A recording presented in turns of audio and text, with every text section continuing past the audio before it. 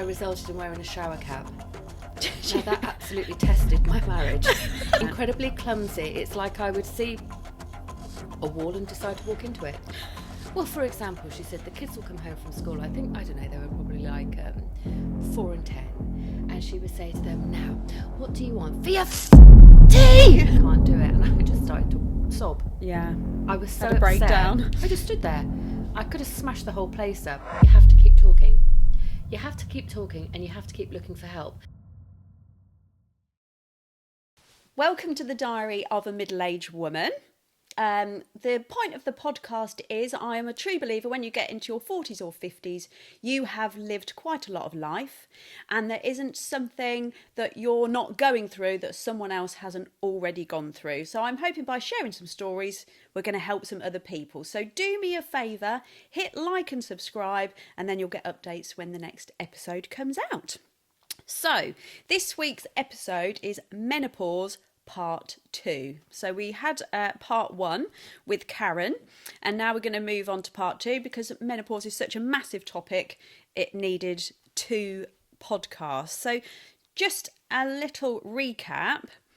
In terms of human history, menopause is really, really recent. So in 1900, we were only expected to live to age 48 as a woman. And in 2023, the average age of a woman is now 81. 81 for women, 79 for men. Poor men. So you can see that if menopause hits around about 51, it's a relatively recent thing because we weren't really expected to still be here, frankly, which is a shame. And the entire process of menopause starts with perimenopause, which happens at around age 45, and the entire process from perimenopause to the end of menopause can last up to 14 years. What a long time. So it's really important that we understand what it's all about. So without further ado, I'd like to introduce my guest, which is Fran, my very good friend. Hello. Thanks for joining us. You're welcome. So we're going to get straight in to the symptoms of menopause, and we discussed lots of them in the last episode, but there are over 50 symptoms altogether, and what we're going to explore today is how some of these symptoms can actually creep up upon us and we don't even know that they're there. So For sure. let's start with insomnia, Fran, because I know that you've suffered somewhat with insomnia. Yeah. So that was coincide with the flushes. Yeah. And so I would go to bed and it'd be fine. I could get to sleep really quickly and then it's the duvet off, Yeah. the duvet on, the duvet off, the duvet on. And you're so fucking knackered. Yeah. That in the morning I would just have a low mood. Not because I was depressed, but because I was so incredibly tired. Yeah. And there's just nothing you can do. No. Do you do the leg fanning out the side of the bed? The sheet would be off. And then I'd wake up cold. Oh. So then I'd put the duvet on too hot. It got so bad that I resulted in wearing a shower cap. Now that absolutely tested my marriage. You know, Craig. Now, explain to me what the point of the shower cap was. Because I just couldn't stand the hair on my neck. Just everything would get so hot. Yeah. And I thought I just need to keep a shower cap on just to... But that didn't particularly work because it was like scrunching as well. Oh, yeah, the noise. Getting my leg out. It's almost like a one-man band. Scrunching the leg off back. Oh, my Lord. So, yeah, it was really shit. Now, do I remember you had an air conditioning unit put in your bedroom, didn't you? So when I had the practice built, I had the air conditioning put in there and I said to Craig, listen, why don't we just get it done in the bedroom? And it is fantastic. I mean, sometimes it's so cold, I still have to put my electric blanket on. Yeah. But at least it stops you overheating. It's perfect. Yeah. It's absolutely perfect now. But I don't get any of that now that I've come through the other side. I'm done. I'm fine. So are you over it now then? Completely. So how long did it last for you? So I've been thinking about this. I think I came off the pill when I was about 41 and I'm 53 now. Yeah. So the last time I had a period was 2017. And that was really interesting because I hadn't had a period for about 2 years before that. I started working at ESPA. Yeah. And the principal, we were working so closely together. She had her period. Fuck me. Didn't I start to bleed? Oh. Yeah, I couldn't believe you it. synced. I synced. Yeah. But that was the last time, and that would have been 2017, so Right. nearly 6 years ago. Yeah. So it's just bliss. Yeah. So you're out the other side now, Out the touch other wood. side, Oh, yeah. that's good. Now, you have touched on this already, which is the fatigue. Now, I think a lot of us sort of associate the fatigue with the fact, well, I'm not sleeping very, very well at the moment, so therefore I'm fatigued. Just exhaustion. That's the only way I can describe it. Not only physically, but mentally Yeah. as well. Having to think took such an effort, and I would be completely zonked. Yeah. Just completely wiped out. Yeah. And that was it was fatigue and exhaustion. And that's the only way I can put it down to, not only physically, but mentally as well. And at that time, when you were feeling so, exhausted, did you know it was the menopause at that point? Well, I'd come off the pill after being on it for, oh, God knows, 100 years or more. And I'd come off the pill. So there was lots of change in me. And I mean, my periods were all over the shop. Yeah. Sometimes they were so heavy, I'm amazed I didn't die. Oh, my God. With blood loss. Yeah. I love Need that a joke transfusion. about, what's that joke about women? Women aren't human when they can bleed for 7 days and not die. Yeah. I mean, how I'm still here, I don't know. So I think that took a lot of energy and loss. Yeah. Do you know what I mean? Yeah. So you probably put it down to that. So there was lots going on. Plus with mum and her dementia, I think there was a whole load of shit going on. Yeah, yeah. Well, one of the things that we've spoken about is brain fog. Yeah. So that's interesting because obviously your mum's got dementia, my dad's got dementia. And I had started thinking, have I got dementia? Yeah. Because I'm looking at things and thinking, I don't know the name of this thing that I'm looking at. And I know that I should. Or people's names or anything. Yeah. So what was your experience of... So I had a great aunt, Kitty. She was such an awful woman. And she's been dead years now, but... God rest her soul. Well, yeah. But what happened, I suppose really it's awful because she was going senile and had dementia in the end. And she would start something and never be able to finish her sentence. So then my dad started calling me Kitty. Because, for example, I'd be with Dad and I'd say, oh, Dad, you'll never guess what, yeah? Oh, and it's gone and he'd be going, Kitty, Kitty. And then even Craig started doing it. So, Kitty, Kitty, I did turn into a kitty because I just could not finish my sentence. No. It was almost like on Tiptongi, gone. Yes, yeah. Putting things in the fridge, tea bags, things like that. Best one, trying to look for my glasses. Shouting at Craig, where have you put my glasses? They're on my fucking head. And just ridiculous things like that. Yeah. So, and just going upstairs and thinking, why have I come upstairs? What did I need? Yes. Yeah. You get to the top step, you do that, and it's turn gone. around, you have to go back down. Yeah. Go back to where you were, retrace your steps, and then go back up again. And I've done that 3, 4, 5 times and still forgotten what I've gone up for. And so easily distracted. And I think what else I was thinking about was clumsiness for me as well. Yeah. Incredibly clumsy. It's like I would see a wall and decide to walk into it. And my legs would always be covered in bruises. Absolutely. Just really clumsy. A cupboard door would be open. I'd just decide to walk into it. Yeah. So it's almost like my mind and brain, they just weren't functioning They were together. not connecting. My body, no. I think I told you last night. I'd taken the dogs for a walk, put them back in the car, strapped them in the car, and I'd left the boot undone for some reason. I can't remember. I was taking my boots off or what. I can't remember. And then I need to sort something on my phone, and then I just sat in the car to carry on doing something on my phone, and then before you know it, 10 minutes has gone, and I thought, all right, we'll go now, and I've driven off, and I've got this beeping on my car, and I'm thinking, I've got my seatbelt on. Stop beeping. And then I've got a bag on the passenger seat. And I thought, maybe it's that. So I chucked the bag off the passenger seat. And this beeping's still going on. I'm thinking, what? I've got about 200 yards down the road and pulled over. My hatchback is completely up and these dogs are sat in the back thinking, this is novel. Convertible, yeah. Oh my God, what will people think? So yes, brain fog, we can definitely tick the box on that one, can't we? Now, Karen and I spoke about this last week, and this is the bloody middle-age spread. Yeah. Now, I can really relate to this. So I would say I've always had big boobs, as you know. Yeah. Not anymore. No. And so I think when I started the menopause, I kind of had really pert breasts, even though they were big, because I had a fucking great big shelf for them to rest on. It's the only way I could describe it. I A mean, little tyre holding them up. Yeah, I had a lovely tyre. So like at nearly 50, I had really pert, big boobs, but that was only because of my new shelf. I mean, oh God, I've always had a sweet tooth. You know what I'm like with food. Yeah. I've always struggled. But there is this tyre that is really stubborn. Yeah. And you just can't get rid of. It Yeah. is really, really tough to get rid of.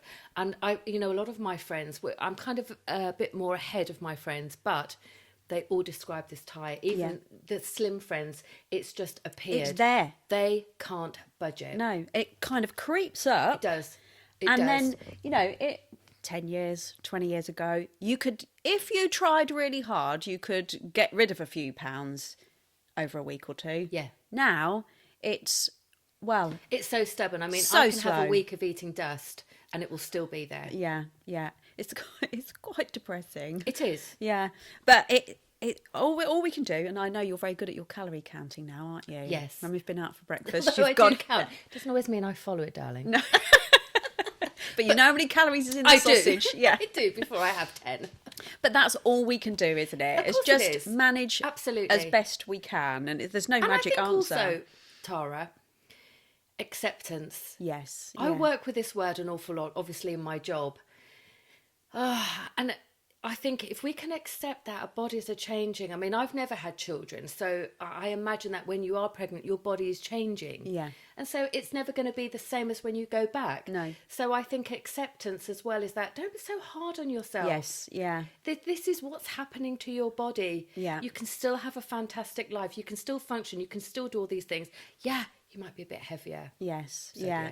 yeah. It is about. I mean, I how memories come up on your socials. Yes. I'm looking at 2017. I still had a 6-pack, and I'm looking at that thinking that ain't gonna happen again anytime Well, it's not. soon. But how do you feel about that?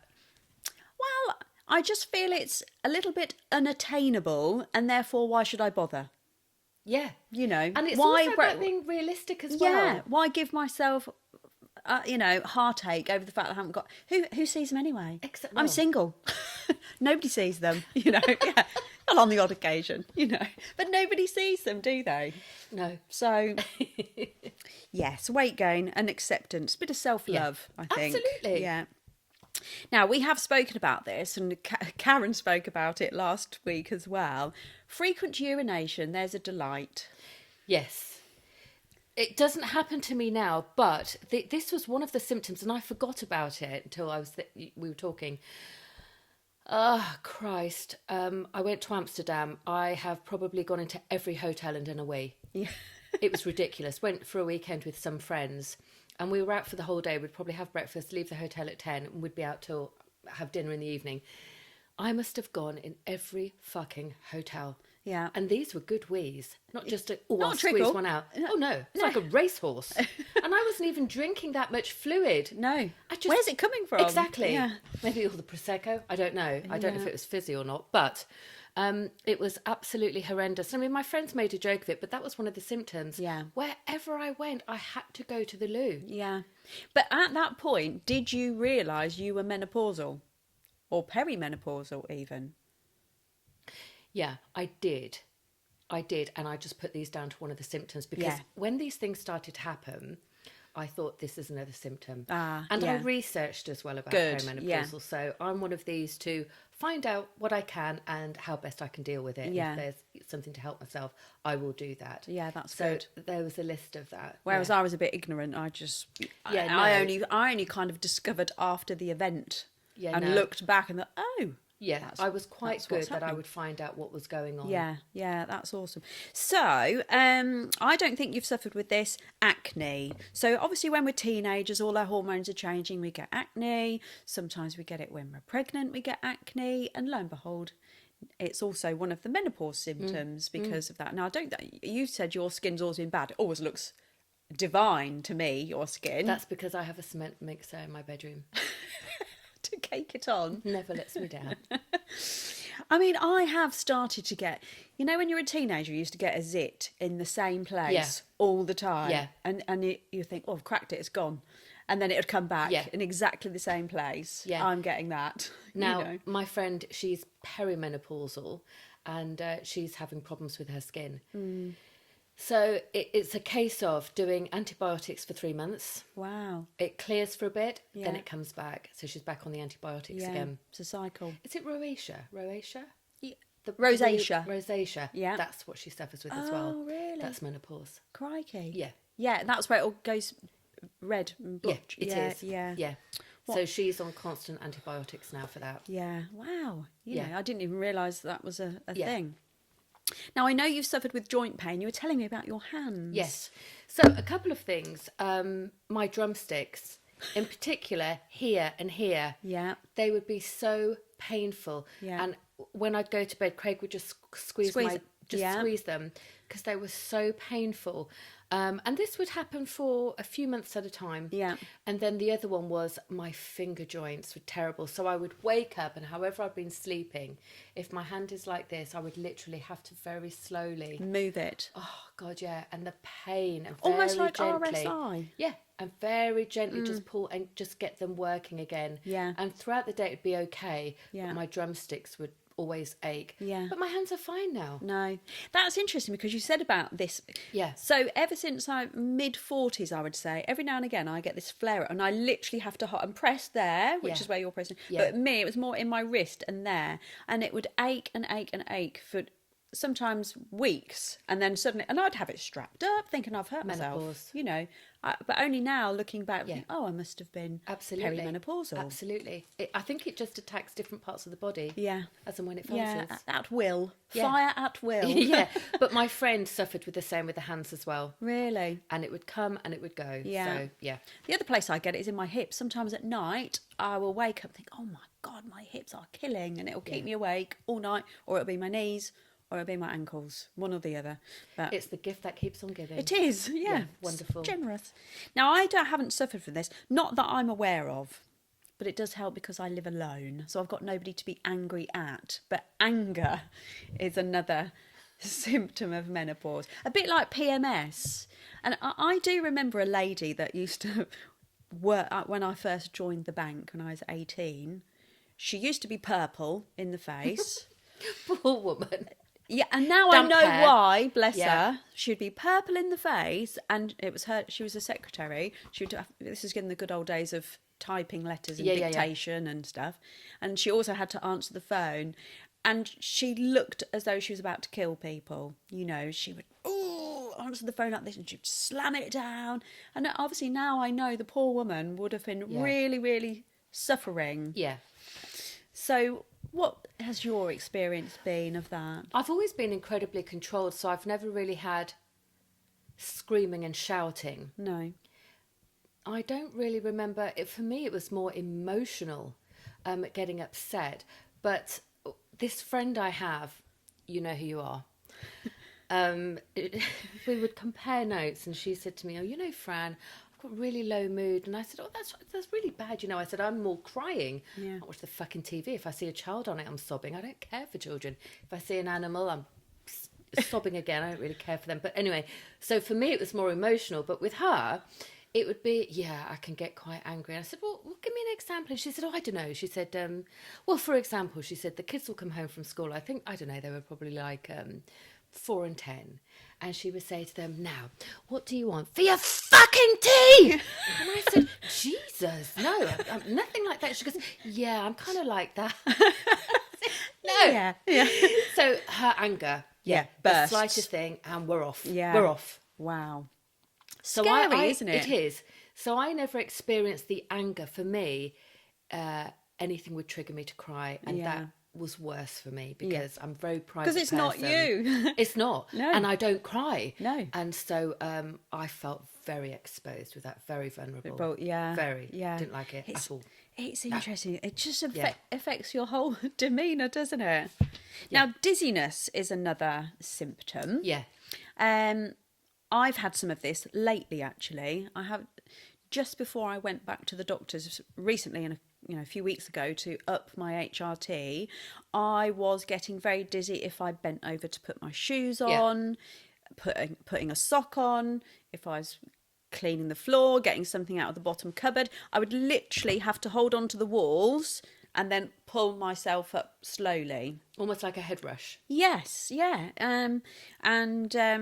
But since I've upped my HRT dosage, it's gone again. So, yes, dizziness is another symptom. Have you ever had that? Yeah, I think I think menopause just fucks the whole body. Any part it can get its hands on, it absolutely does. Yeah, yeah. And you're absolutely right. Even coming out of the shower sometimes, I'd just be a bit unsteady. I just have to sit down on the loo and just wait a minute until it passes.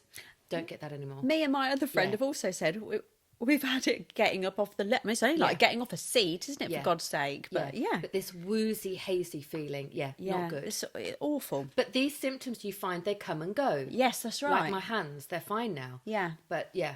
And this is why it's so unpredictable, isn't it? Because I have found it very difficult to join all the dots up, and it's literally only when I hit 51 that I joined the dots up and thought, oh, this is it. This is what's happening. Because these things come in and then they clear up and then something else happens and you don't necessarily put it all together. So we're going to move on now to the topic that I really wanted to hear from you today about. Now, there's this awful word called vaginal atrophy. Now, atrophy, the literal meaning is wastage. So, is it really? Vaginal wastage.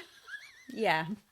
Yes, that is what it means. So, when we talk about atrophy with muscles, it's muscle wastage. So muscle atrophy is muscle wastage. So vaginal atrophy, charming, means your vagina's wasting away. Well, mine was nearly dying. I think hours away from death, I would say. Shriveled up. It was just meh. Gone. Rest in peace. So tell me about the lead up to that. So I came off the pill. I kept getting thrush. Yes. Oh, yes. It was just so depressing. I mean, having lots of hot perfume baths doesn't help. I mean, I've always ignored that, but I paid the price. So I came off the pill. I must have been in my early 40s. That's right. So I kept getting, in 1 year, I got thrush about 15 times. It's horrendous, isn't it? Did you, you know, when you go to the chemist to get your medication and they say, oh, have you had thrush in the last 6 months? No. Well, this is a story that I'm going to tell you. So what happened, I was driving back from somewhere and I could feel it coming on. And I, just finished a treatment and I thought I need to get some cream. Yeah. Now, there's a kind of cream you can get with something in it which works really quick. Yeah. I don't know what it's called. It's not cortisone. It's something in it anyway with the normal Canesten cream. Yeah. That works really quicker. Now, you can only get it over the counter, I since found out, if it's only for athlete's foot. Oh. You can only get it on prescription if it's for thrush. Right. So I was really uncomfortable. I was really fucked off because here I am again weeks later. And I went to Boots and Hampton and I spoke to the chemist and I said, oh, can I have this Canesten with the blah, blah, blah, whatever it was? And he said, is it for thrush? And I said, yes. And he said, oh, I'm sorry, I can't give it to you. You need a prescription. And I was desperate. And I said, please help me. And he said, I'm so sorry, I can't do it. And I just started to sob. Yeah. I was so Had a breakdown. upset. I just stood there. I could have smashed the whole place up. But the young assistant came up to me very quietly and she said, do me a favour. Go to Tesco's, say it's for athlete's foot and you'll get it. And I did. Oh, she was so sweet. Thank goodness. She was so sweet. But this was going on and on and on. So I went to see a gynecologist at the Fitzwilliam and I was so depressed by my lady garden that I just said, because I'm going private, can you prescribe me a new vagina? He couldn't. But what he said is come off the pill because I've been on the pill for so long. It's artificial hormones, which is not good for you. Yeah. And he thought that didn't help with the thrush. So he gave me something. I had to take a tablet January, February, March, and it like blasted my system. Oh. Whatever it did, touch wood, I've never ever had thrush since. Right. This is like over 10 years ago. Wow, that's really good. Really cleared it up.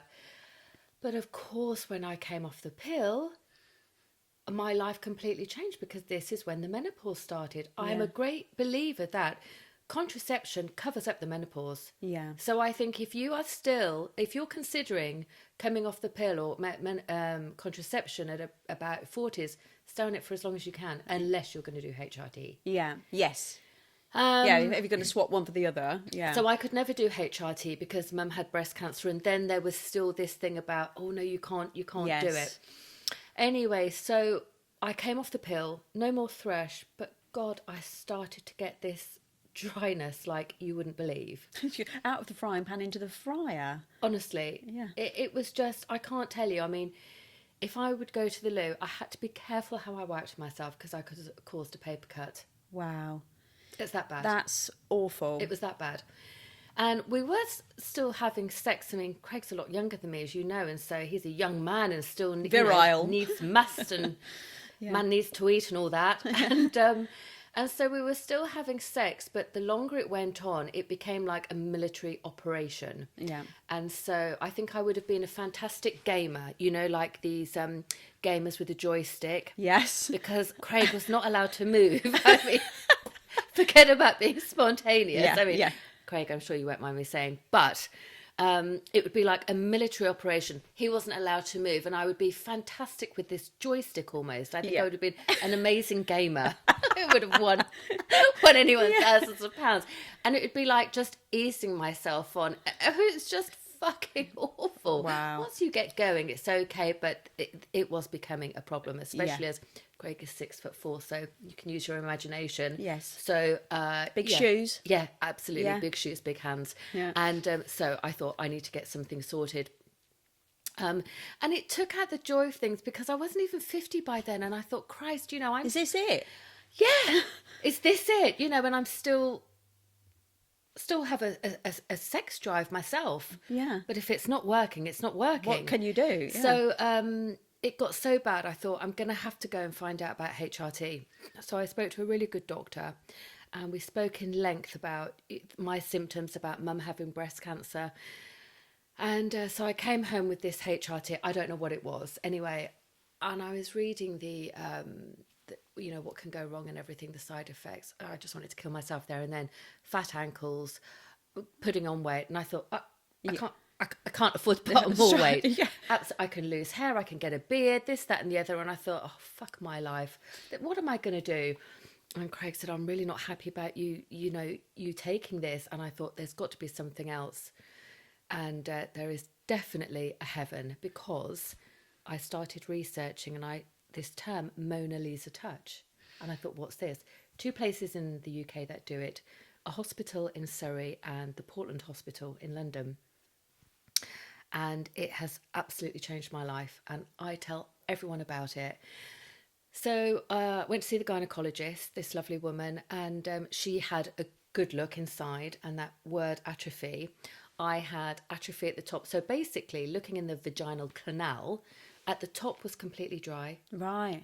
The middle was drying, and the entrance wasn't too bad. So you can imagine trying to have sex with this stick poking me at the top. Yeah. Is absolute agony. Agony. Yeah. Absolute agony.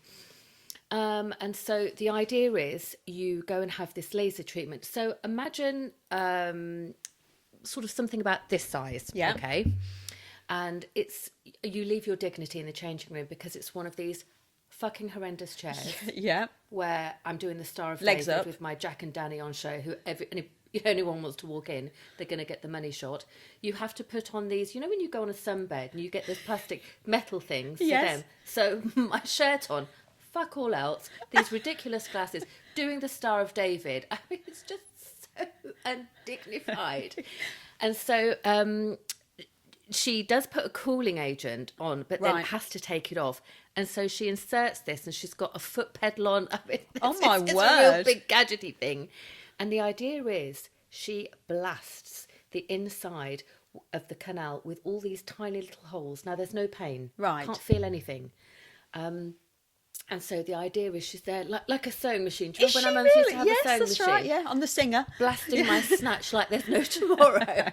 And you really don't feel anything. I mean, you kind of, it's the You're aware. It's the anticipation because you're being zapped. Yeah, and it's sore anyway. But honestly, you don't feel anything. Right. And so she only concentrates on the top bit. Yeah. So that was fine. Put my pants on, walked to the St Pancras Hotel, lovely glass of champagne to reward myself, came home.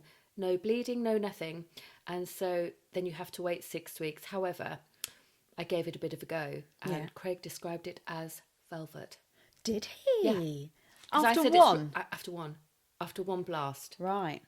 So it does. So what happens when it puts all these little holes in the area, collagen comes to the surface, so it heals and you get this plump. So the top half of my vagina was like a 30-year-old, while the other part was still rest in peace. But there was hope for it. So I then went again in the November. Yeah.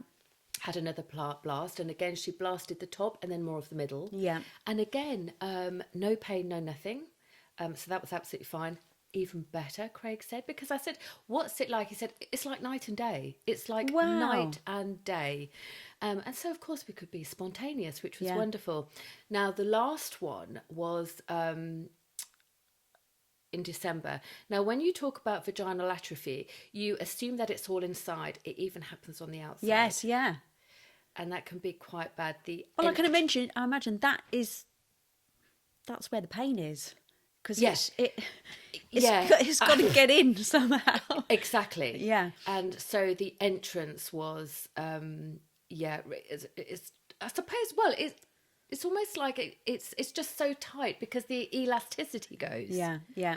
So so we had a chat, and she said to me, look, the whole thing probably took about, I don't know, two minutes at the most. It's not long. Oh, wow. No, she's literally sticking it up on the foot pedal, blast, blast, blast, blast, blast. That's it. Wow. But on the outside, of course, it's going to be laser. There is feeling out there. Yeah. And so she said, do you want me to keep stopping? And I said, no, you've got to keep going. And this is one good thing I learned, is to do breathing exercises. Right. And so I've got my goggles on. I'm just doing the Star of David again.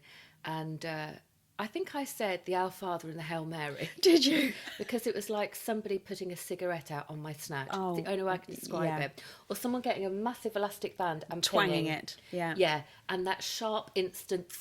Yeah. But the whole thing only took about 2 minutes, and it's mind over matter. And no pain, no gain. Grin and bear it for. So that was now nearly 2 years ago, and this is in good order. I'm good to go. That's such a change, isn't it? I'm good to go. I can be spontaneous. It's lovely. How amazing. Really nice. Now, I know you're telling everybody about this treatment, aren't you? Because it's such a game changer. It is, because people are talking more. When I went to see my accountant the other year, she was struggling, and told her all about it. Even my younger friends who aren't even there yet, they're so going to have this treatment. Yeah. They are, because, and the price. So I paid, it's a couple of £100 to see her for the consultation. And then I had to pay the Portland about £750 a blast. Right. I think something like £328 goes to Shri, the gynaecologist, and the rest goes to the hospital for the use. Yeah. So it's £350 it was for October, November, December. Yeah. I would have paid £7,000 for it. It's changed my life. Yes. I don't have any pain. Thank goodness for that. Yeah. It works. I'm lubricated.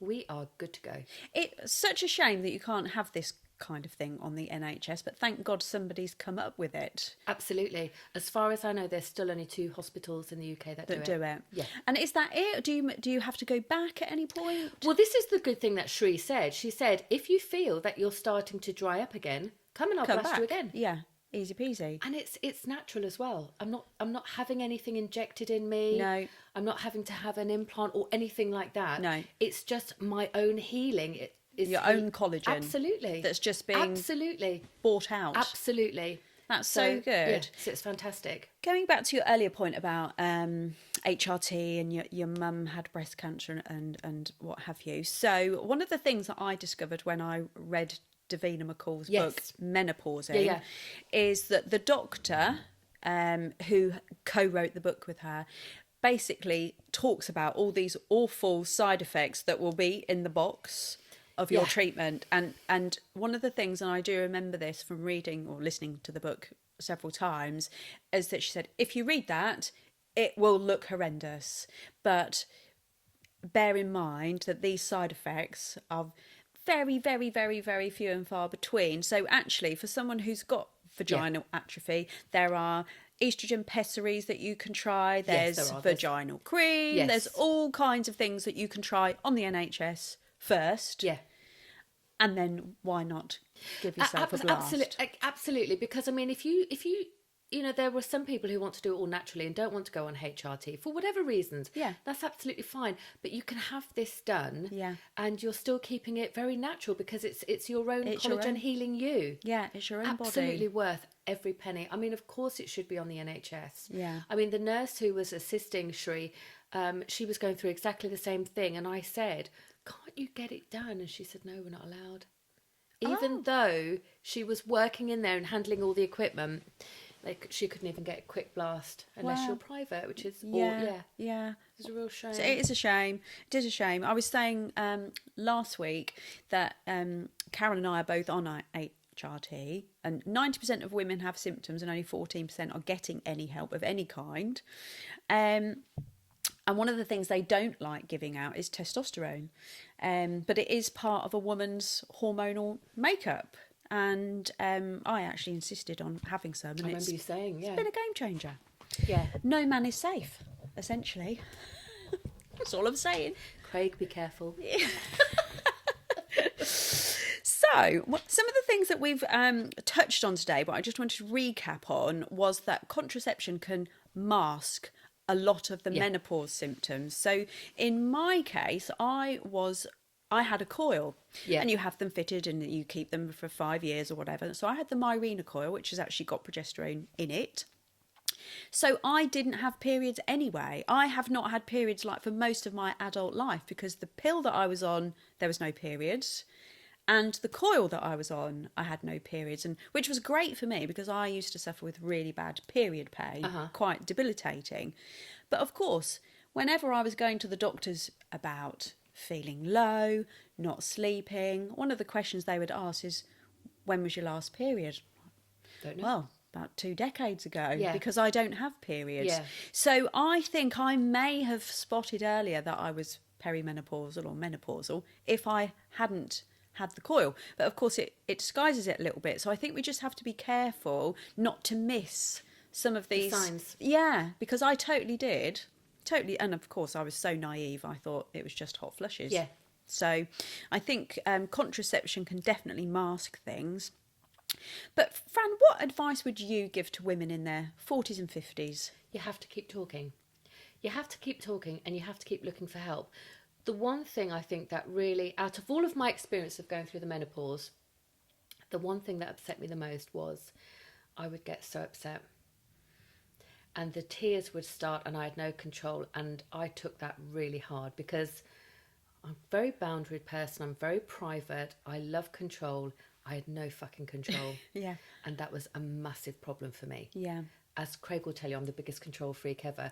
The fact that I could not control my emotions left me exposed, feeling vulnerable and quite weak. And that's a terrible thing to say as a counsellor. Yes. But I haven't got my counselling hat on today. No, you haven't. So I'm speaking about how it felt for me. And I can remember the amount of times Craig and I'd be walking home we'd been out for dinner or doing something. I would break down in the street. And I mean, Craig would be embarrassed because some people would think that we'd had a massive row or something in the street. I would be wailing and I couldn't stop myself. And it was usually about my mum. Yes, yeah. It was about mum with dementia. And it's interesting because looking back now, was I really upset about my mum? Of course I was upset about my mum. I think it was more menopausal. Yeah. I can remember, and just to end on this, about emotion and not being able to stop the tears. This is perfectly normal and this is a big symptom. Anything to do with children or animals, I could not watch on the TV, or if I would read the paper, I just had to read the headlines. And if I saw it was something to do with children or animals, I could not read it. No. I still can't even now. That's one thing that's really left me. But Craig loves David Attenborough and all the programmes. And I'll never forget, he went into the kitchen. I was sorting the kitchen out or whatever. He had the TV on in the kitchen. I happened to go in. Oh, God. It was these pigs. It was in a jungle somewhere, so hogs or something. And this leopard had got these baby pigs. Oh. I nearly smashed the fucking house up. I went fucking crackers at him. And I said, how can you fucking watch this? How can you fucking agree with this stuff? So getting back to anger. I had it all going on. Yeah. Yeah. I was so upset. I could have stabbed him to death. for watching this, and I still don't know how he could watch it. Yeah. It upset me for weeks. And we were talking about this last night, weren't we, when we were briefing for today, is that because you'd got your mum going on with her illness, a lot of these tears and emotional upset you were putting down to your mum. And actually, you had all this menopause going on at the same time. It's incredibly sensitive. Yeah. I was really, really sensitive. And so for me, it was the emotions. But we have to keep talking, Tara. Yeah. And this, if anyone would say, what's the advice? You have to keep talking to friends because you're all going through the same thing. It's going to happen to most of us. Yeah. Find help. There is so much out there. If you're embarrassed to talk to anyone, Google it. Yeah. There is so much out there now. And like I found the Mona Lisa touch, it absolutely changed my life. Yeah. So all you have to Google is Mona Lisa touch. And it's... Now, question. Yeah. Why is it called the Mona Lisa? Is it because she's got that little... I don't know, darling. I'm sure it's because she's got that little grin. To say, you don't know. what's going on down there. Oh, yeah. perfect. I'm wondering if I it don't know. I is. must research that. I don't know why it's called the Mona Lisa touch. But it's great. Yeah. And there are things out there, and there is no need in this day and age to suffer. I think that's the key thing for me, need. is that, thank goodness, things have moved on at Absolutely. such a pace. Absolutely. In 2 or 3 decades. Yeah. And I remember that my mum, she never spoke about the menopause, but she was angry a lot. Yeah. A lot. Yeah. You know, I would get home from school and there would be a lot of anger. And now I know know why why. now. But also, it was the days where nothing was spoken about. In fact, our next door neighbour had a hysterectomy, obviously was plunged straight into menopause. And people didn't even say the word. They would refer to it as the change. She's going, but they'd say, she's going through the change. They would, didn't Like they? that, just mouth it. Tap, tap, curly, welly, cuckoo. Yeah, she's gone nuts. She's got the menopause, you know. And we couldn't even say it out loud. So One thing I would also say is that Craig really educated himself about the menopause. Yeah. So when he knew I was going crackers or whatever, it wasn't him. Yeah. Per se. It was just the menopause. Yeah. And a lot of my man friends are learning about it more. Which think is that's really important. helpful. Of course it is, yeah. Whether it's your mum, your sister, your partner, you know, you need to understand why they are probably behaving slightly differently than normal, don't Slightly you? mental. Yeah. And it takes the onus off of them because they probably think, God, I can't do anything right. Yeah. You know? Yeah. So I think that's really important. Just one of the things that has really helped me is reading lots and lots of books about it. Okay. So I found that very useful, and in particular Davina's book Menopausing was a game changer for me. In terms of self-help, there's loads of information on the NHS website, by the way, which we'll put the link on the bottom of the podcast. But getting rest, because we are knackered a lot of the time. I mean, And mentally. I don't care. I will have an afternoon nap if lovely. if the need takes me. Absolutely. So, absolutely. or as I said in the other podcast, I'm quite happy to just park up on the side of the road and have a Nice. nap. Like if a trucker. if I feel like I can't Recline that seat. truck stop, yeah. Try and eat as healthily as you can, you know, to limit the middle-age spread. Exercise, meditate. I mean, you talked about your breathing exercises. Oh, absolutely. You know, Yeah. it's all very, very important. Talk openly, and a couple of things to stop, you know, any vices, smoking and alcohol.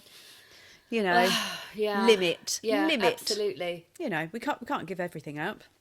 But also, the menopause isn't going to last forever. No. That's something to think about as well. I know it says 14 to 16 years for the whole thing. It doesn't mean you're going to have it through 14 to 16 years. I mean, I'm 53 now. I've been done for a good 4-5 years now. That's 6 really years. good. Yeah, so you probably actually started a bit early Yeah. and have got it out of the way. Absolutely, So, absolutely. yeah, and I think, you know, as you've said, let's talk about it. You know, we have lots of conversations with my clients after we've had our little training sessions, and it's really good for all of us to share all of these experiences. I mentioned last week, there's loads of information on the NHS website, and also there's a really good website called the Menopause Charity, which has got It was set up by Dr. Louise Newson. She's also really good to follow on Instagram. So just before we finish for today, I would like to thank Fran for joining us. You've been pleasure. amazing. Thank you, Tara. I've really, really enjoyed it. Thank you for being so open and vulnerable with us today. And don't forget, hit like and subscribe, and then you'll get the next podcast when it comes out.